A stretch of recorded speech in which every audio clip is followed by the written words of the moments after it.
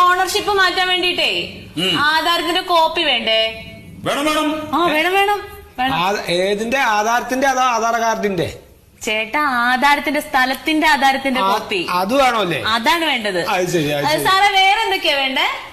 പിന്നെ വീടിന്റെ ownership certificate. ആ വീടിന്റെ ഓണർഷിപ്പ് സർട്ടിഫിക്കറ്റ് വേണം. അതെവിടുന്ന് കിട്ടുക?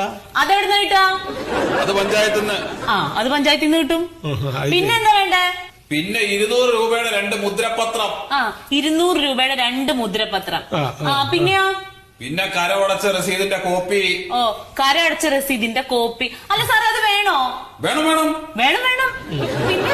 പിന്നെ തിരിച്ചറിയൽ രേഖകളുടെ കോപ്പി. തിരിച്ചറിയൽ രേഖകളുടെ കോപ്പി. അതെ ഇല്ലേ, നിങ്ങളിപ്പോ ഇങ്ങനെ വിളിച്ചു പോയിക്കൊണ്ട കാര്യമില്ല. ഇങ്ങനെ പറയാനാച്ചാ ഞാൻ അവിടെ മൂപ്പരടുത്ത് പോയി ചോദിച്ചാ പോരെ?